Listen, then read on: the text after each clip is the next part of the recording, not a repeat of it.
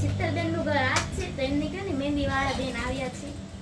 તમે હાથ સીધો રાખો ને. આ મહેંદી નો કોણ છે? કઈ જેસીબી નું લેવર નથી કે હું આમથી આમ ફેરવી શકું.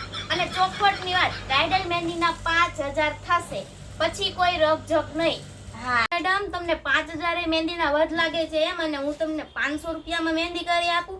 મેડમ, અત્યારે માર્કેટમાં 500 રૂપિયાનો ઓરિજિનલ મહેંદીનો કોને નથી મળતો. અને જો કદાચ તમને 500 રૂપિયામાં કોઈ હથેળીમાં મહેંદી કરીને આપે ને, તો વરરાજાના નામની જગ્યાએ મહેશ મહેંદી વાળાનું નામ વંચાશે. હા, ડિઝાઇન તો તમારે દુબઈ વાળી જોઈએ છે અને ભાવ તમારે મને ધોરાજીનો આપવો છે, એવું થોડુંક ના ચાલે કઈ. અરે માસી, આ કેરી આડી જો, આને છે ને એરેબિક ડિઝાઇન કહેવાય. જો આ કેરીને હું સીધી કરવા જઈશ ને તો પછી દૂધી બની જશે. તમે અહીંયા ડિઝાઇન જોવા આવ્યા છો કે પછી એગ્રીકલ્ચરના ડિપાર્ટમેન્ટમાંથી ઇન્સ્પેક્શન કરવા? અરે કાકી, મેં છે ને ખાલી દુલ્હનનો જ ઓર્ડર લીધેલો છે, કઈ આખા ગામનો નથી લીધો. હું અહીંયા કઈ લોટરી નથી વેચતી કે તમે બધા મને એક એક હાથ કરીને આપી જાવ છો.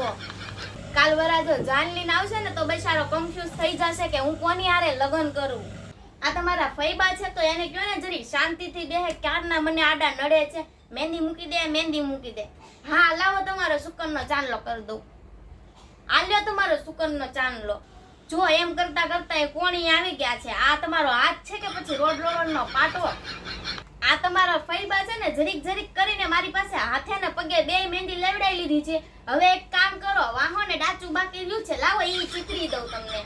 તો હું પણ શાંતિથી કઢીને ખીચડી ખાઉં ને. મને તો ઈ ખબર નથી પડતી બેન, તમારા લગ્ન છે કે પછી તમારા ફૈબાના લગ્ન છે.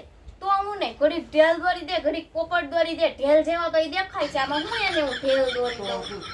બોલો, મને શું કહે છે ખબર? મને અહીંયા રાજાપુરી કેસર લંગડો દોરી દે. બોલ, હવે આવી ડિમાન્ડ કરે છે તમારા ફૈબા.